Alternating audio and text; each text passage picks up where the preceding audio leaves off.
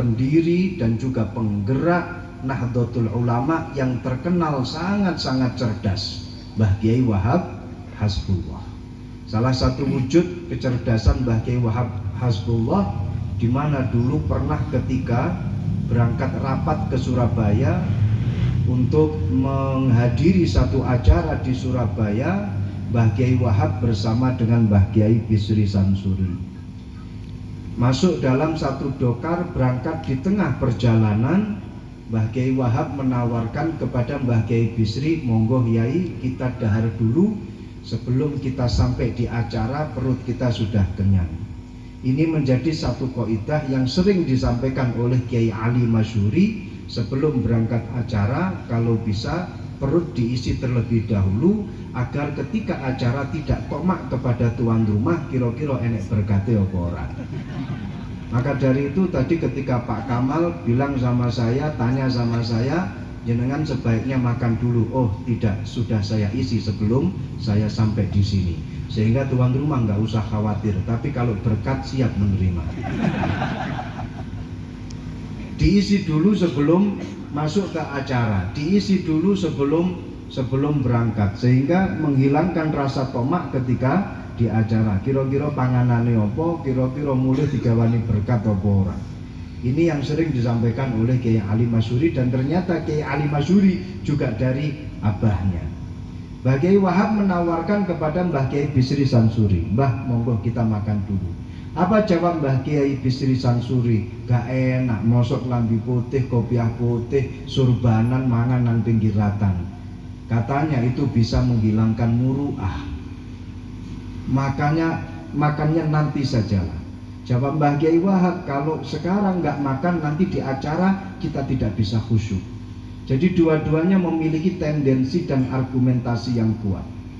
Akhirnya Mbah Kiai Wahab dahar, tapi sebelum dahar Mbah Kiai Wahab nawari kepada Mbah Kiai Bisri Samsuri, Mbah Bisri pripun lek kula bungkusaken. Nah, kalau dibungkus gak apa-apa. Akhirnya setelah Mbah Kiai Wahab dahar, bungkus kagem Mbah Kiai Bisri Samsuri. Setelah Mbah Kiai Wahab dahar, kemudian didokar, yang namanya nasi bungkusan itu diberikan ke Mbah Kiai Bisri, dan akhirnya didahar oleh Mbah Kiai Bisri di atas dokar. Ketika dokar itu sudah berjalan, Mbah Kiai Wahab matur datang Mbah Kiai Bisri, luwih sae pundi, mangan lungguh meneng utawa mangan lungguh karo mlaku. Dua-duanya sama-sama bagusnya, memiliki tendensi yang kuat, memiliki argumentasi juga yang kuat. Nanti satu ketika Mbah Kiai Bisri Samsuri dipun tekani kalih setunggalipun kepala keluarga.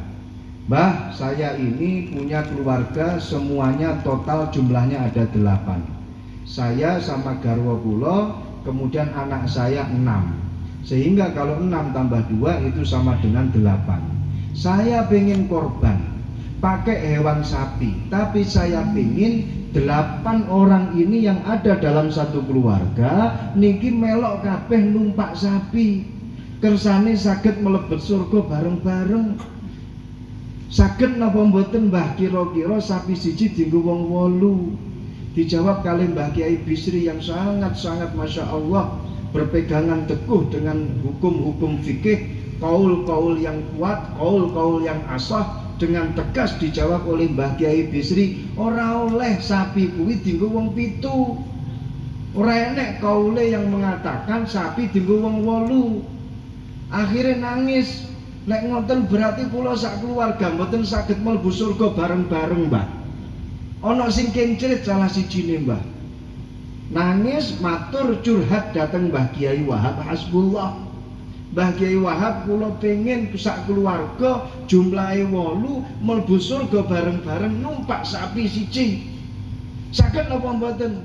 Tegas dijawab oleh Mbah Kiai Wahab, iso. Iso.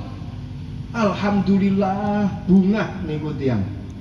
Matur ngoten kalih Mbah Kiai Wahab dipun timbali, kene celuken kabeh keluargamu, anggota keluargamu suruh datang ke sini semuanya. Dipun timbali sedaya, lah kok dilalahno sing ragil niki sik cilik, sik umuran SD. Jawab Mbah Kiai Wahab, iki enek permasalahan satu. Napa Mbah? Isok mlebu surga bareng-bareng, tapi sayang anakmu sing ragil iki sik cilik. Sehingga dia mau loncat langsung ke sapi, ke atasnya sapi, nggak mungkin. Karena dia masih kecil, butuh tangga, butuh anci-ancian agar dia bisa naik ke atas sapi. Tukokno anci-ancian, anci-anciane nopo Mbah? Wedhus siji. Setelah duwe anci-ancian wedhus siji, fa insyaallah untuk iso numpak sapi bareng-bareng, selesai permasalahan. Niki salah satu wujud kecerdasannya Mbah Kiai Wahab Hasbullah menyelesaikan masalah tanpa masalah. Akhirnya para rawuh, Mbah Kiai Wahab dipuntangleti kalih Presiden Soekarno. Bikin satu acara, saya ingin mengumpulkan tokoh-tokoh agama, tokoh masyarakat sehingga mereka bersatu kembali. Pokoknya di Indonesia masyarakat harus bersatu, rakyat harus bersatu, tokoh agama, tokoh masyarakat harus bersatu. Bersatu kita teguh, bercerai kita kabin boleh. Bersatu kita teguh, bercerai kita teguh. Dijadikan satu dalam satu acara. Bikin acara yang unik. Dijawab oleh Mbah Kiai Wahab, bikin acara halal bihalal, halal bihalal. Presiden Soekarno juga sempat kaget, ono maneh acara halal bihalal. Nopo niku artosipun halal bihalal, basisnya sama silaturahim. Kemudian disebarkanlah undangan ke seluruh Indonesia ketika mereka para ulama, para kiai, tokoh agama dan tokoh masyarakat membuka undangan. Kaget, buka undangan, kaget tulisannya halal bihalal. Tirose sing ahli fikih iki ono maneh halal bihalal. Biasanya sing ono niki yadan biadin, tapi kok ono halal bihalal. Tirose sing ahli politik iki pasti ada pergerakan politik baru lagi. Kemarin baru selesai DITII, baru selesai pemberontakan PKI tahun 1948.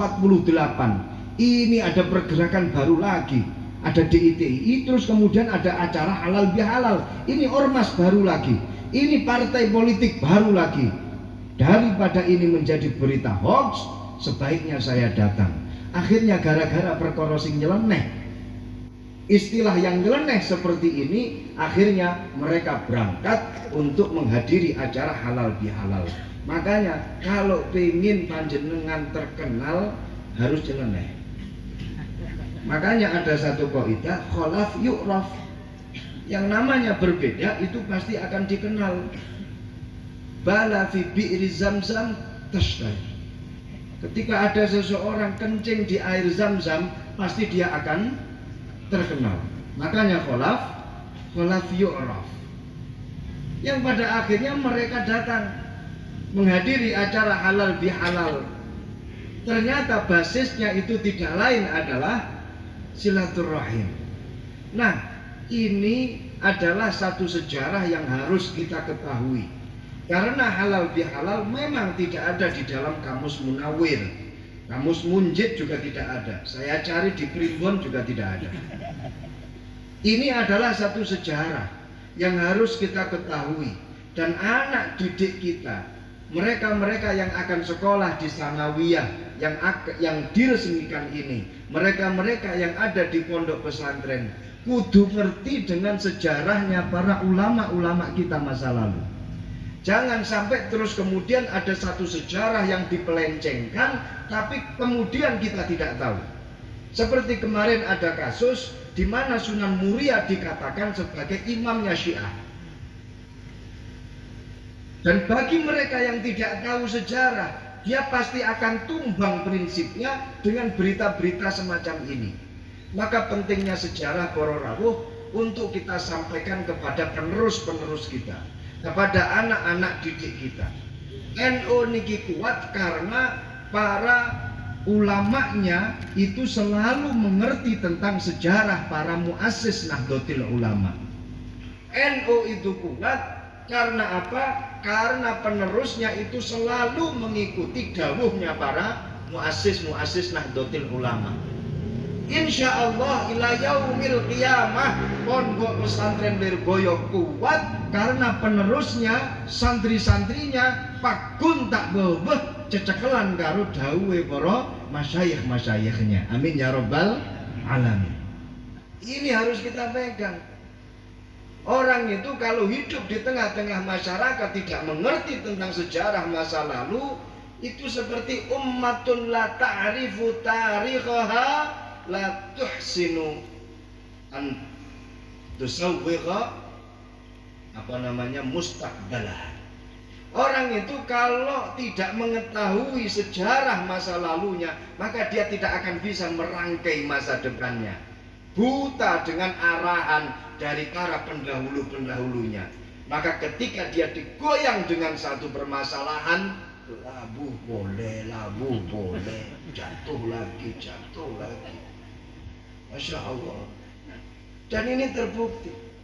Qala Marcus Garvey, a people without the knowledge of their past history, origin and culture is like a tree without roots.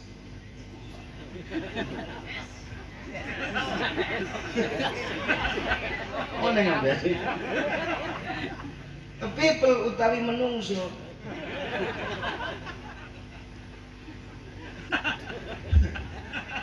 without knowledge, kelawan tanpa pengetahuan of their past history, ing sejarah masa lalu nih niki dadi maf'ul nggih. Origin and asal usule and culture lan budayane iku is like a tree. Kobar padake kepitu niku. Iku is like a tree without roots.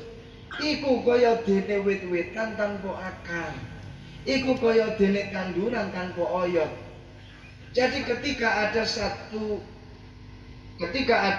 komunitas, ketika ada satu kumpulan masyarakat, a people, di mana mereka tidak mengetahui sejarah masa lalunya, mereka tidak mengetahui asal usulnya, mereka tidak mengetahui budaya dan tradisinya, dia akan hidup seperti tanaman tanpa ada akar di bawahnya.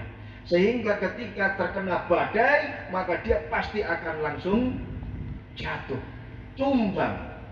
Berbeda dengan mereka yang memiliki pengetahuan tentang asal usulnya. Berbeda dengan mereka yang memiliki pengetahuan tentang budaya dan originalitasnya, asal usulnya. Maka walaupun toh badai itu menghantam, pakun tak boboh. Yakin itu. NU itu dari dulu tetap yang namanya kunut sampai sekarang juga masih tetap kunut. Dari dulu tahlilan itu nggak berubah, yaitu. Dan sampai sekarang tahlilan masih tetap eksis. Maulidan, rotiban, manakiban dari dulu dilakukan oleh para pendahulu-pendahulu kita dan sampai sekarang masih eksis. Ada ormas yang dulu mengatakan boleh kunut, sekarang nggak kunut. Ada ormas yang dulu mengatakan boleh maulidan, sekarang nggak maulidan. Ini perbedaannya. Sehingga insya Allah NU akan tetap eksis ila yaumil qiyamah. Demikian juga Pondok Pesantren Lirboyo, alhamdulillah penerusnya, alumninya, santri-santrinya, semuanya akan tetap mengikuti dawuhnya para pendahulu-pendahulu Pondok Pesantren Lirboyo. Sehingga ini menjadi satu jaminan insya Allah istiqomah ila yaumil qiyamah. Amin ya rabbal alamin. Para rawuh, dalam acara halal bihalal ini, monggo kita perkuat jaringan alumni kita. Karena yang namanya kekuatan itu bisa muncul berawal dari ukhuwah. Yang namanya al-quwwah itu bisa muncul daripada al-ukhuwah. Kenapa? Karena al-ukhuwah adalah sababul quwwah. Karena yang namanya ukhuwah ini adalah sebab daripada munculnya kekuatan. Kenapa harus dengan ukhuwah dan kita memiliki ukhuwah yang spesifik? Ukhuwah ada kalanya ukhuwah basyariah, itu biasa. Ukhuwah ada yang namanya ukhuwah watoniyah, nasionalisme, itu pun juga sudah biasa. Al-ukhuwah ada ukhuwah Islamiyah, semua umat muslim diharuskan untuk berukhuwah Islamiyah. Tapi ada satu ukhuwah yang spesifik yang kita miliki. Apa itu? Ukhuwah ma'hadiyah. Yaitu ukhuwah yang bernuansa pondok pesantren, satu alma mater. Ini yang akan menjadikan kekuatan di antara kita. Kita bisa kuat karena ukhuwah. Sehingga apa yang harus kita lakukan dalam menggalang ukhuwah? Yang namanya ukhuwah itu harus didasari dengan ihsan. Ini harus sampean catat bagaimana caranya kita menggalang yang namanya ukhuwah. Ukhuwah itu harus berawal dengan ihsan. Karena apa? Man kasura ihsanuhu kasura ikhwanuhu.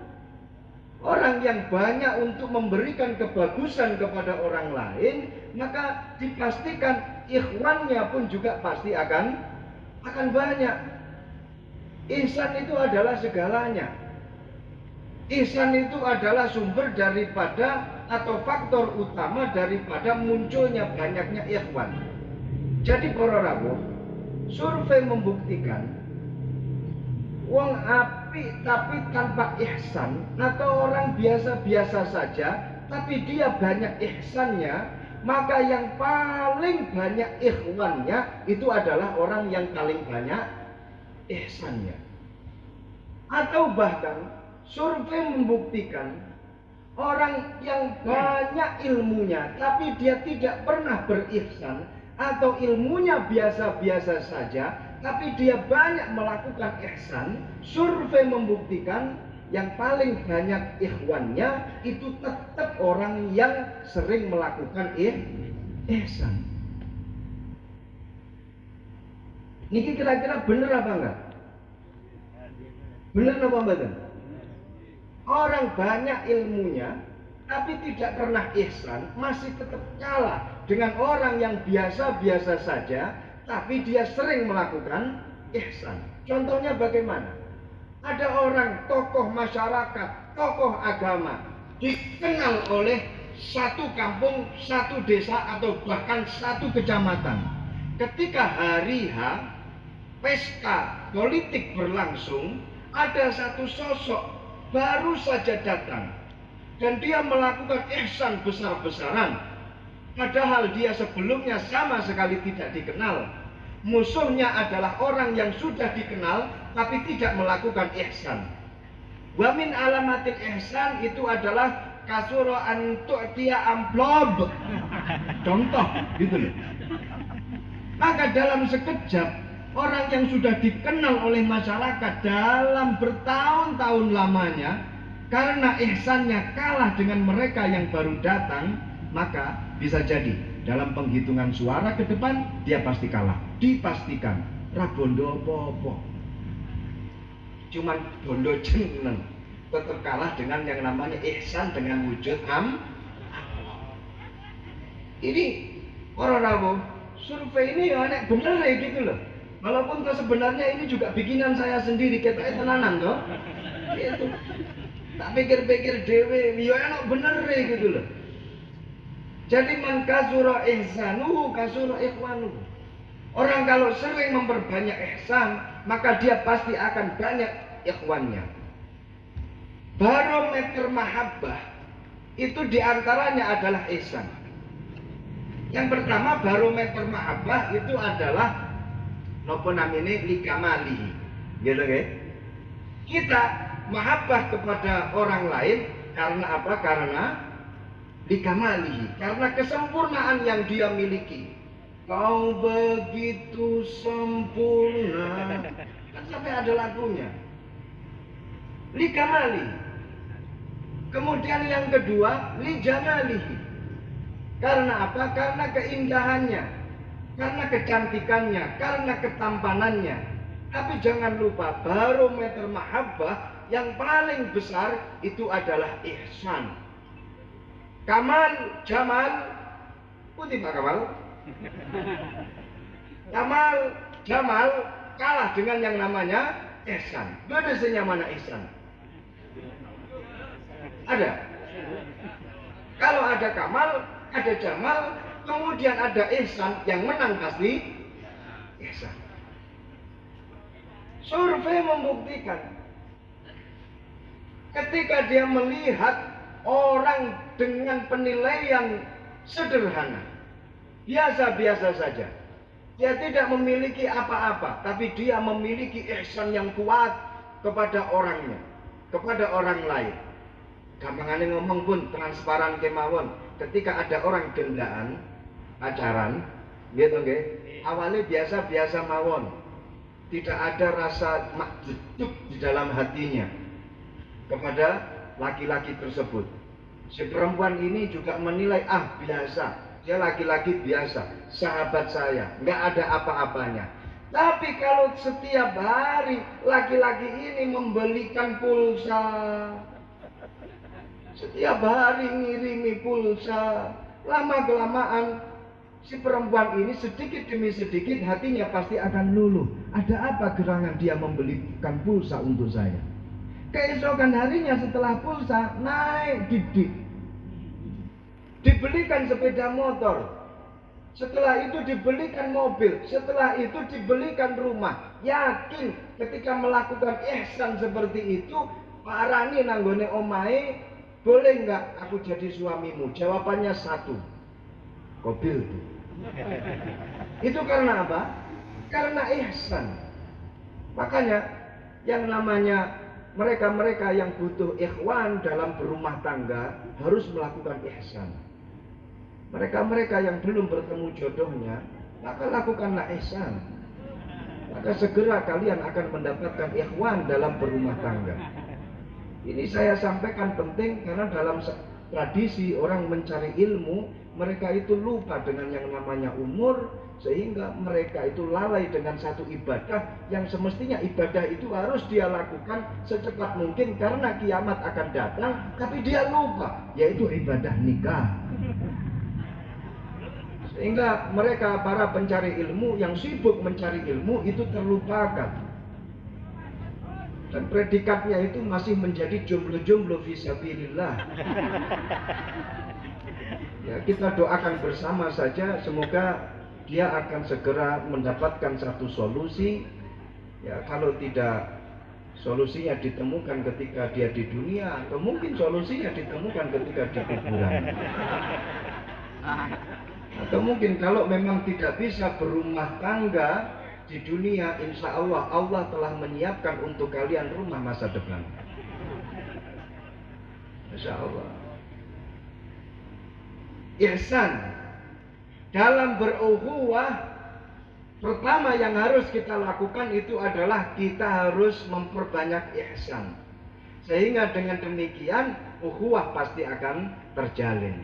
Ketika ukhuwah itu terjalin, pasti yang namanya quwwah itu juga akan muncul. Satu konsep ukhuwah dalam berbagai macam penelitian, dalam berbagai macam teori ukhuwah, ada satu hal ukhuwah yang harus kita lakukan di dalamnya adalah saling tolong menolong, bahu membahu, bantu membantu. Nyuwun sewu. Daripada panjenengan mencari pendidik atau guru dari luar, ngapunten, pondok, dari luar komunitas panjenengan, ketika panjenengan menemukan ada teman panjenengan yang belum punya kerjaan tapi dia punya ilmu, gandeng saja, yuk melok ngajar nanggone pondokku, yuk melok ngajar nanggone madrasahku. Ini pentingnya ukhuwah. Daripada golek gandengan kemudian sulit cari jodoh, sampean duwe adik kemudian melihat teman panjenengan sik jomblo, daripada golek wong liya, mazhabnya berbeda, manhajnya berbeda, Lebih baik panjenengan punya mantu teman sendiri. Panjenengan punya mantu satu alma mater. Enak ngongkon-ngongkone. Jak roan bareng gelem. Jak joinan kopi rokok yo gelem. Wis biasa. Karena sebelumnya sudah ada saling pengertian.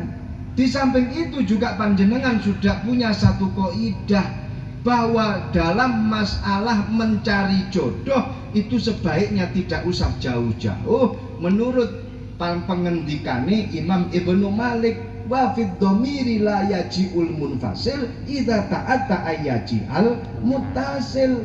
Dalam masalah dhamir, kalau kita gubah sedikit dhamir itu artinya hati. Dalam masalah cantolan hati, jangan kemudian cari yang munfasil ketika masih ada mutasil cemepak. Ini mohon dicamkan mereka-mereka yang masih punya adik dan masih punya teman belum punya jodoh, monggo saling ditukar silang saja. Dan ini pentingnya halal bihalal. Harus ada benefit yang kalian rasakan setelah halal bihalal. Hadirin hadirat ingkang dipun mulyakaken Allah Subhanahu wa taala, alhamdulillah niki kula sampai jam pinten? Maghrib. Alhamdulillah kalau wingi konco-konco santri dari berbagai macam wilayah, dari berbagai macam penjuru Nusantara sampun rawuh wonten pondok pesantren bertahap. Dan alhamdulillah berjalan dengan lancar, semuanya negatif. Yang perempuan pun juga semuanya negatif, tidak ada yang positif sama sekali. Alhamdulillah semuanya negatif. Dan alhamdulillah para konco-konco santri yang baru sebagian juga sudah pada datang.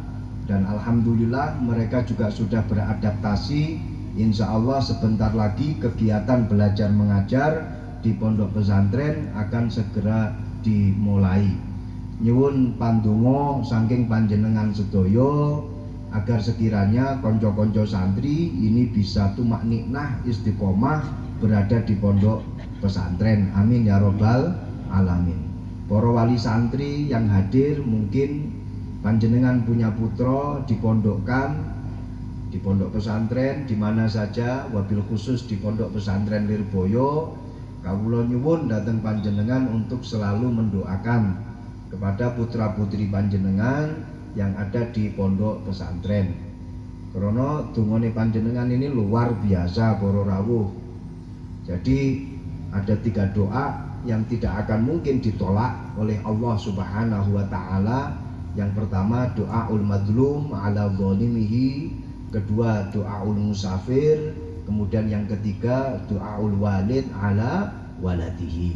Yang pertama dungane wong sing dizalimi, berdoa kepada orang yang mendolimi.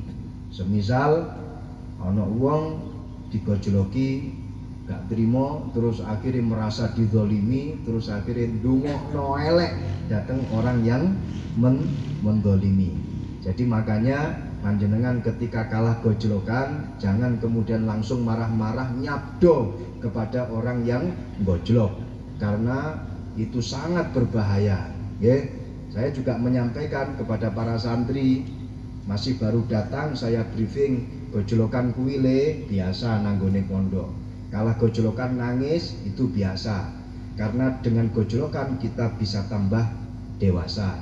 Karena dengan gojlokan kemudian kita bisa kuat mentalnya. Para tokoh-tokoh Indonesia, tokoh-tokoh pemimpin yang ada di Indonesia, alumni pesantren, insya Allah tahan gojlokan, tahan dibully, tahan dinyinyir sama netizen-netizen. Nggak ada. Alumni pesantren sudah kuat dari sononya. Barokahnya apa? Barokahnya gojlokan. Sehingga ketika kalian digojlok, jangan terus kemudian mendoakan, ya Allah, hadza fulan ibn fulan qad gojlokani, damirhu ya Rabb. Jangan semacam itu. Naudzubillah min dzalik. Enggak boleh. Ya, kemudian doa yang berikutnya yang mandi yang mujarab adalah doaul musafir, doanya orang yang bepergian. Alhamdulillah panjenengan kan musafir semuanya kecuali beberapa gelintir, Pak Kamal wa akhwatuhu lah wa alihi, sehingga nanti kalau ndonga kita bareng-bareng lah, jangan saya saja. Insya Allah mandi dongane, amin ya robbal alamin. Kemudian doa yang ketiga yang mujarab itu, yang mustajab itu adalah doaul walid ala waladihi, dungane wong tua kepada anaknya. Subhanallah, makanya Mbah Kiai Mahrus niku dawuh kalau anak ada di pondok maka sing jenenge wong tua itu ya kudu ndongakno. Anak pengen manut dawuh Mbah Kiai Mahrus, kalau anak pengen manut maka bacakanlah surat Al-Fatihah 41 kali, insya Allah manut. 41 kali waktunya kapan? Ketika setelah sholat maghrib, 41 kali insya Allah manut. Jadi banyak para tokoh-tokoh agama, tokoh-tokoh nasional bahkan internasional itu bisa hebat itu karena memang doanya orang tua. Bisa hebat luweh-luweh dongane para ibu. Jadi yang membaca 41 kali surat Al-Fatihah itu adalah ibunya. Kalau bapaknya ya ora apa-apa, cuman insya Allah luweh mandi ibuke. Karena yang paling ta'aluk hatinya dengan anak itu pasti ibu. Kalau bapak itu kan kadang ta'aluknya kemana-mana, kadang nyantol di rumah tetangga, kadang nyantol nanggone bojone tonggo. Itu kan kalau ibu itu kan nyantol tenanan dalam dalam hati seorang ibu itu pasti ada anak, kan begitu. Kalau di dalam hati seorang bapak itu ada berwarna-warni. Loh, ini pengalaman. Maksudnya itu bukan pengalaman saya sendiri, bukan. Cuman menyaksikan dengan mata kepala sendiri. Jadi ketika ada seorang bapak sama ibu membawa anaknya datang ke rumah, istilahnya nyowan ke anak ke rumah, itu bapak sama ibu, saya lihat, ini berkali-kali saya lihat dan hasilnya sama. Yang namanya ibu masuk pintu gerbang rumah itu sudah bengep semuanya, yang namanya wajah itu sudah pucat wajahnya itu. Pucat itu kenapa ya? Karena banyak nangis, saya kira kok semacam itu. Setelah mereka duduk, mereka berdua duduk, kemudian memasrahkan anaknya. Saya tanya, Bu, anak sampean niki sik cilik, Bu. Sampean niku napa wis tega, ikhlas mondokkan anak di pondok pesantren?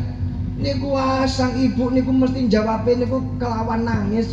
Kula niki pun dangu. Mboten pernah putus kalih anak kula. Awit cilik kula niki kalih anak kula mboten pernah